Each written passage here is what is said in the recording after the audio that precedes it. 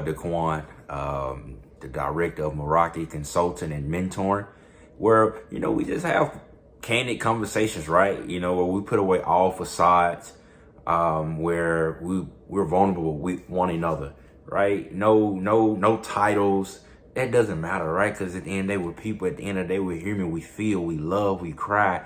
And the goal is to have inspiring conversations, transformational conversations, right? Where that what we share here can add value and bless you, and you just put it in your tool belt. It's just an extra tool, right? Whether it's for your profession, whether it's your personal development, professional development, it does not matter, right? You are loved. We do value you, and we want to hear from you, right? So today's topic, we're just going to talk about, are you a value adder? Right? So when people hear this, like, oh, okay, it can be kind of twofold a bit. What do you bring to the table? But also, are you a person of value? And so that's what I want to speak on. Are you a person of value? Like, what are your values? Think on that for a minute. What are your values? Your values more so of a moral compass that guides you through your everyday challenges of life, the ups and downs of life, your profession, the children, just, it keeps you grounded. It's what you're rooted in. And I'm gonna share my story with you all. Then I'm gonna let you all share, right? Because I want to hear from you guys. I wanna know what it is that you guys hold dear to your heart and that guides you all through life, right? So I share just top 5. You can have more than 5. You can have 3. It doesn't matter, as long as you have some values, right? But I was taught to just have 5, and more. That's great as well, right? So my first one is, first and foremost, absolutely my faith, right? And I'm also breaking down what it looks like. So my number 1 value is faith. And right up under there, the little detailed description, like, what does it look like? It'll be more so of, okay, make sure that I pray every morning, right? That I study, that I take the time out and meditate, to my Lord and Savior, right? So that's my number 1. My number 2 value, that's my family. The family that God has allowed me to create. So I relish, I cherish the time that I get with them, that I get to have with my partner, that I get to have with my kids, right? And that we invest time into one another, because time is the only commodity that I can think of that He is giving us that we cannot get back. So time with them, and also the time with the family that I was born in. We all have crazy family members. We all have ups and downs. Doesn't matter how professional you choose to be, or how woke you choose to be. We all have that, right? And I think that's one of the amazing things in life, where certain things you just can't control. So I value those moments, and every moment is not necessarily a teaching moment. Every moment is just to say, hey, I adore you, I love you, regardless of what family member that may be. Because I know there's some trauma with a lot of family, even for myself speaking, right? But just to let them know that, hey, I love you. I'm thankful that you're still here, because somebody didn't make it today, right? So I value that. 3rd is my time. What that looks like, it's like, oh, let me not forget the family. So making sure that I have, it doesn't always necessarily have to be planned activities, but I like to be spontaneous when it comes to my partner or when it comes to my family. I don't attend every barbecue event, because I'm actually wanting to build something, to create a legacy for the family. So me personally, my personal preference is, I don't believe that I'm going to be able to make it to every barbecue event, right? But I send my love and my wishes. So, but with the family that I created, just making sure I carve out the time for it, whether I'm playing dinosaurs with the little ones, or watching a movie, a good quality time, phone away, the movie with my partner, or we're just having a candlelit dinner, right? Where we're talking, sipping a little wine, and just talking about our dreams, our goals, and what do we learn from the day, right? How can we add value to one another? How can we serve, right? So that's what that looks like for me with the family value. And 3rd, like I said, is my time. I value my time. Whether it's corporate, whether it's when I'm talking to teachers in schools and stuff like that, like I try to teach others to value their time. Where's your time going? Right? And that's a whole nother topic where we can talk about and get into. Where's your time going? Are you being time aware? Are you wasting other people's time? One of the things you do not want to be is a time stealer. You can't get it back. So you don't want to be a time stealer, right? So I look at it as the twofold value thing. If you're not necessarily able to add value bring value to the table, knowledge, resources, whatever the case may be, bare minimum, be a value person, be a person of value, right? Where people can respect that. They can be like, I can see that he or she has morals about him or herself. I respect that.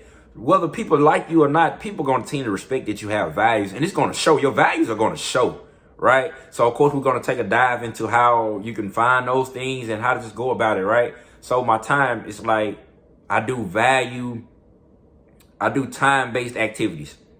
I'm not saying I put my family on the clock or I put my family in the calendar. Those things are like automatic for me, right? But when it comes to other people, yes, it's a time, my events, speaking gigs, like coaching gigs, or whatever the case may be, I'm very conscious of my time, which I'm not rushing by all means, but I want to make sure that I give them the time that they deserve, right? That they're asking for, that they're looking for. And I want to make sure I give them my full undivided attention in that allotted time frame. So that's important to me because I want to give them the value that people are paying for, that people are expecting, right? Because my goal is to exceed your expectation. Whenever we come into your schools, whenever we come into your jobs and teach these things, these principles, right? They're going to catapult your company, whether it's revenue, whether it's emotional intelligence, right? Which those are things that we all need to add other skills. I know some people call them soft skills, but there's nothing soft about those things, right? So that time, so I went those three. Oh, so my fourth is passive income. The goal is to make money while you're asleep. Not Bill Gates, Warren Buffett, right? He was like, you got to learn how to, and please forgive me if I'm screwing up this quote, but I'm a huge quote guy. He was like, learn to make money while you're asleep. And that's the goal. It's not all about money. Don't get me wrong. There's purpose in the things that we do, and purpose in with your value systems, right? And we're going to talk about systems as well. So what we're talking about today is a value system. And the system is going to help you with all the other areas in your life. So passive income is something that I value, is making sure that I'm investing into things that create those things, right? So, and then my fifth one is my health. My health is like, really, if I don't have health, I can't access the wealth, me personally, nor will my value or family be anything, because I won't even be healthy enough to be around, right? Or I won't be healthy enough to even watch my kids and play with my kids, or watch my grandchildren grow up to be something, right? And even with my partner, right? She's pretty active. So to be able to just go on walks, to do jogs, right?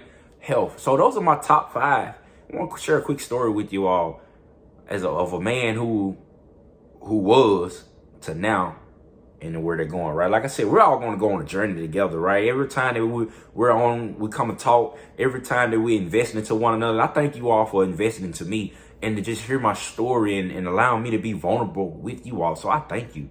I don't take this lightly at all. It's giving me chills now just sharing it with you guys, because I understand the power of a story, the power of a testimony, right? How it can heal, how it can change lives, how it can impact, how it can just catapult people, finances, whatever the case may be. You're one story away, you're one network away, you're one resource away, you're one decision away from that life that you want to create, that you want to design, right? So I just remember coming up before then, not even knowing anything about values, right? Not being a man. I was a boy in a man's body, you can say. I'm not ashamed to say that. It was just more so of living every day, letting life hit me instead of me getting prepared and hitting life back, right? So what they looked at like for me with not having a value system, it was just like my morals was off. I was always frustrated. I was always lost. I was always unproductive. And it wasn't until somebody extended their offer, extended their hand and said, hey, I'll mentor you. I'll show you how to be a man. I'll show you what it's like to be a value-adding man and a man of value, a man of principles, a man of morals, right? Teach you how to love a woman, and how to be a man to a woman. So I was just going through life, going from companies to companies, right? And everywhere, it was nothing for me to get an opportunity because I kind of always had something planted in me, but it wasn't getting watered. It wasn't getting cultivated, right? It wasn't until somebody started watering the seeds that God had already put in me. Like, hey, I hear your heart. I know you want more. Let's kind of dig that. Let's dig that out of you. Let's start with our value systems, guys. What are your value systems? It's like an ecosystem, right? Where plants and animals, they all are operating together.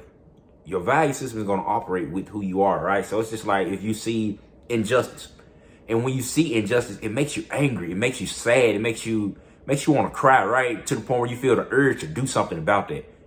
That could be a value system of yours. You can incorporate that into one of your value systems, right? Or integrity, honor, knowing that if you get up every day to a company where you do not like, a place of work that you do not like, you might value your freedom.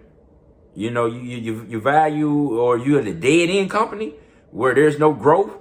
To me, you value opportunity. You value your time, right? Because no one wants to be at a dead end job. Because we all feel like we have something bottled up in us and it's time for us to let it out. It's time for us to pop that bottle, y'all. That's what we're going to do. We're going to pop out the bottles of our potential. Don't you get tired of hearing people say, oh man, you got so much potential? It's time to bring it out, guys. Let's do it. I'm here for you. Whatever you guys need from me that I can do, that I can speak on, that I can say, be it, I'll do my best, right? And that's what I expect from you all. So, and that's what you all can expect from me, my best. As I keep learning, as I keep growing. And thank you all for investing that time into me, right? So when I did listen, I had to open up my heart, I had to open up my mind to receive that knowledge and wisdom that people were trying to pour into me. You can have those things right now in your life, but you'll be refusing to listen. So it's falling on deaf ears. Be careful now, because them people are not always going to be there, especially if they're not family. They're not going to always be there, right? And remember, you don't want to be a time stealer. I learned it from a good friend of mine. Like, you do not want to be a time stealer. Those are one of the worst things you can be, is to steal someone else's time. So give people a return on that investment when they choose to invest into you, when they choose to speak into you, right? Or give to you. So as I started growing, learning, reading more, networking more, my values started become a little bit more clearer to me.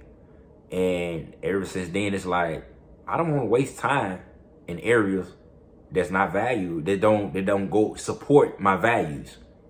Now it became easier to say no. I'm saying yes to every opportunity. I'm in areas that's not my strong suit, that I really have no desire for, when I could have referenced or referred that to someone else that fits that mold more to a degree, if that makes sense, right?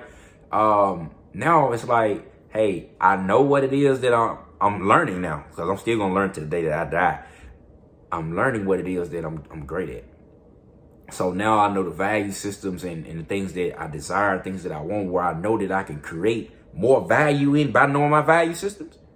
I can say no to things that I don't feel that's in line with my values, right? Whether it's personal decisions, whether it's professional gigs, business-wise and things like that, or investing into certain people where it's like, no, thank you.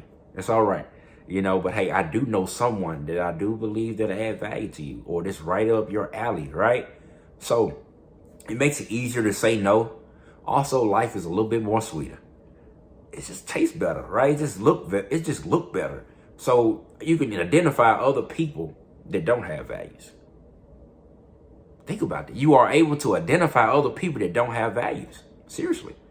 And that's deep for me. And I take that very personally. You can sit back, walk into a room and observe and just listen to other people. Observe how they talk, how they move, right? Their thought tank. Not judging, but observing. And even if someone doesn't like you, they're going to be like, I can tell this a person of value, though. So they're going to respect it. That's what I've seen from my personal journey. A lot of people tend to respect it. Quick example. Me and a good friend of mine, we was working at a Fortune 500 company. And they did an exercise about rumors. How rumors spread and things of that nature. And me and a good friend, which I call my brother of mine, we didn't have the slightest idea of what was going on. So they called a big meeting, and they were like, hey, we want to do this exercise. Me and him were kind of like standing back. We were like, oh, this has nothing to do with us. We work in our own area, and we talk to people. Don't get us wrong, but we're not involved in rumors. People bring that to us. We're like, we don't want any part of that. So during the exercise, the director told a guy to come our way with a room or something. And it was just so crazy. Like, this is how being in sync with people, of like-minded people. We'll talk about that as well one day. But he was coming to us, say, hey, me and my bro, same time, we were like, whoa, no, we don't do that. You know, and some people laughed, some people did this. Few people like, oh, they too cocky. They're boastful, something like that. We didn't even feed it any mind. We was just like, hey, we don't do that. That's why we don't have them problems. Don't come to us like problems come to you. And if you just willing to pay attention and learn something, you won't have as much trouble. So it was a great person that said it. Don't get me wrong, no hard feelings. I'm just like, you're probably talking about something and judging something you don't even understand. It's not that we think we're up here. No, we're no better than anybody. It's just to keep problems away, especially at that time and what they was talking about, we don't do that. You know, we don't get involved in that. You know, that's not how we operate. That's not how men should operate, right? Especially men of faith. So that was just a quick example. But, you know, just where I am now with the values is it's producing income. It's producing more reliable, steady, healthy relationships. You know, I'm able to teach my kids. I'm able to teach my loved ones, my family members, and create, you know, just amazing networks with people that I didn't have before I got a hold of my values. You know, like I said, I have more than 5. But, you know, I was just lost in the sauce, as they call it, right? And I didn't know where I was going. I didn't know where I wanted to be. I didn't know where I was serving, right? I didn't really even think about serving. And then the values came into my life, got revealed to me, got poured up out of me. So are you a value adder? Are you a person of value? Where are you on that scale? Hey, are you saying, hey, Quan, look, I hear you, but I don't know. Like, I don't know what is that? Where to start? We talked about that. Just take some moments of reflection. Take notes, whatever that you need. Just start observing and listening and watching. Even observe yourself. Kind of have like an out-of-body experience. Watch how your emotional reactions are to certain things. What moves you? What gets you mad? Right? What gets you sad? What makes you happy? What is it that, you know, you're doing something is so joyous to you? And they can be a value of yours, right? Or, you know, like I said, honor, integrity, high character. That's important, right? So hanging around people that's low in character will frustrate you. It's going to agitate you. You're going to be like, whoa, I can't be around this. So think about that, you know, and get back with us, right? Type it in the comments on Facebook, YouTube, Instagram, Twitter. Does not matter. Let us know. You know, we'd love to have a conversation. It's not all a monologue. It's a dialogue. Let's have healthy dialogues, right? That actually transform us and inspire us to be more, do more, right? And accomplish more. And like I said, man, it's Quan. It's been a pleasure. I love you guys. Go excel today. Go learn something today. I'll see you all next week. Love you.